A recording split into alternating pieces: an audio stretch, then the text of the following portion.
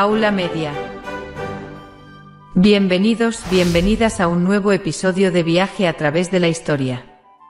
Soy Elena, su anfitriona, y hoy viajaremos a una época fascinante, la Edad Media. Un tiempo de caballeros, castillos, fe intensa y arte poderoso. Pero no es solo un viaje visual, también es un recorrido para entender cómo el arte del medievo nos cuenta más de lo que parece, especialmente sobre el poder político y social de esa época. Para acompañarnos hoy, tenemos a un invitado muy especial, el profesor Álvaro, experto en historia medieval. Bienvenido, Álvaro. Gracias, Elena.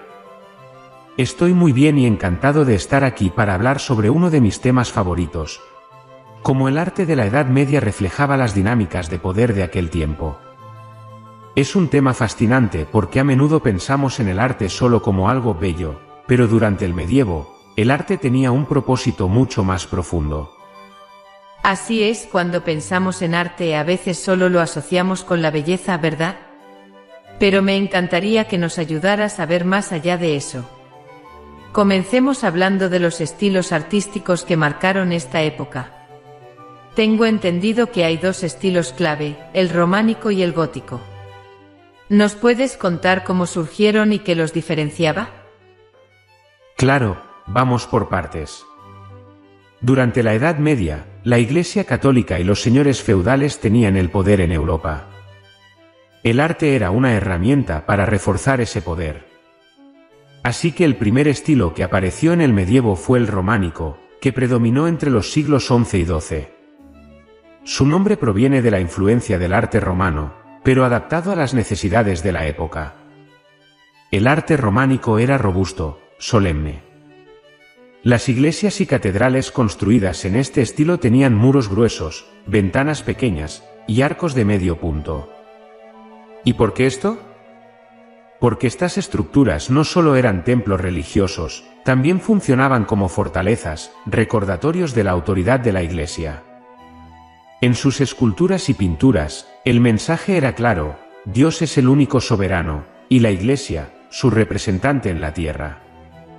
El arte se utilizaba para generar respeto, pero también temor, como un recordatorio constante del juicio divino. ¡Qué interesante! O sea que el arte románico tenía una función más allá de lo estético, casi como propaganda religiosa, ¿verdad? Exactamente. La gente de la Alta Edad Media vivía en un mundo profundamente religioso, donde la Iglesia tenía el control casi absoluto sobre sus vidas. Muchos de ellos no sabían leer, así que el arte servía como una especie de Biblia visual. Las pinturas y esculturas representaban escenas del juicio final, de los santos, y sobre todo, del poder celestial. Si entrabas a una iglesia románica, la atmósfera oscura y pesada te hacía sentir pequeño, recordándote tu lugar en el universo. Me imagino esa sensación, casi como si las construcciones te hablaran, te dijeran qué pensar o cómo comportarte. Pero luego llegó el estilo gótico, ¿verdad? ¿Cómo fue la transición del románico al gótico y qué reflejaba este nuevo estilo? Sí, el gótico marca una evolución muy significativa, no solo en el arte, sino también en la sociedad. Surgió en el siglo XII y se mantuvo hasta el siglo XIV.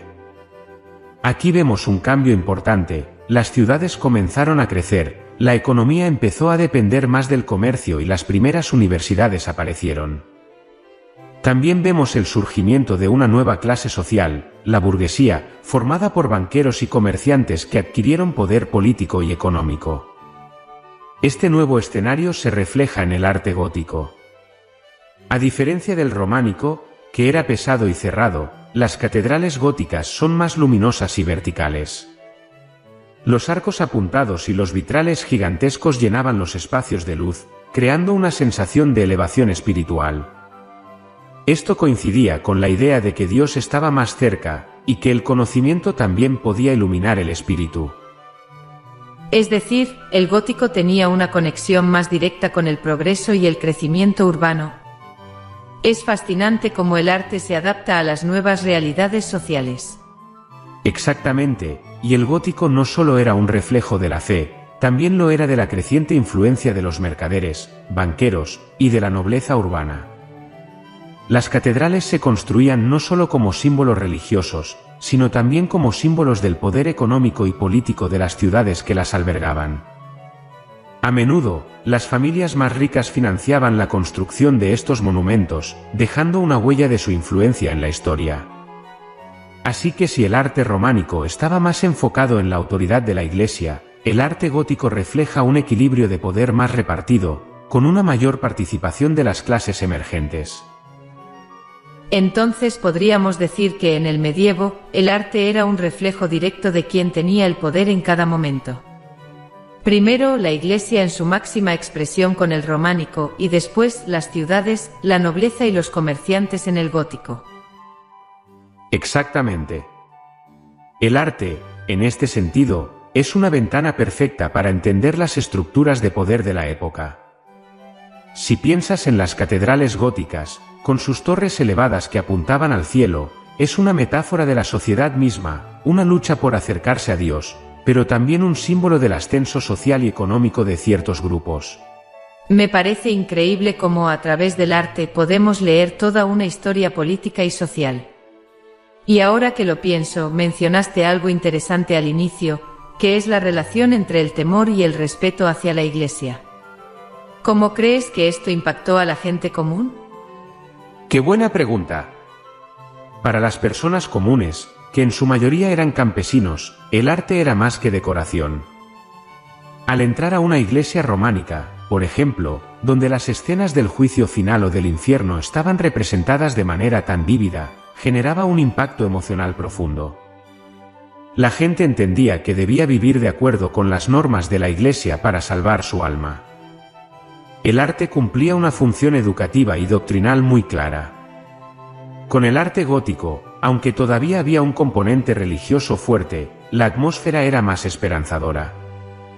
La luz que entraba a través de los vitrales de colores llenaba el espacio con un aura de divinidad y tranquilidad. El mensaje se transformaba: sí, hay que temer a Dios, pero también hay espacio para la redención y la iluminación espiritual. Es decir, el arte no solo reflejaba el poder de los gobernantes o de la Iglesia, sino que también servía para educar y controlar a las masas. Correcto.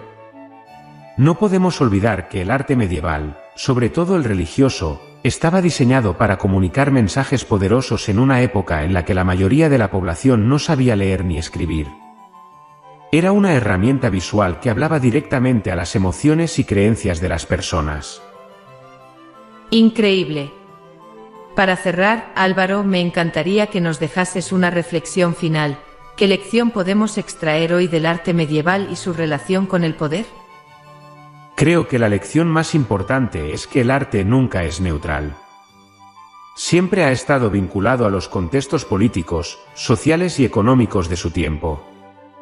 En el medievo, tanto el arte románico como el gótico no solo fueron obras maestras en términos estéticos, también fueron herramientas de poder, diseñadas para reforzar la autoridad de quienes dominaban la sociedad. Si miramos el arte con esos ojos críticos, podemos aprender mucho sobre las dinámicas de poder de cualquier época, incluida la nuestra. Muchísimas gracias, Álvaro, por compartir tu conocimiento con nosotros hoy. Ha sido una conversación fascinante. Gracias a ti, Elena. Un placer como siempre. Y gracias a todos ustedes, nuestros oyentes, por acompañarnos en este nuevo viaje a través de la historia. Espero que hayan disfrutado de este episodio tanto como yo. No olviden seguirnos en nuestras redes sociales y dejar sus comentarios. Hasta la próxima.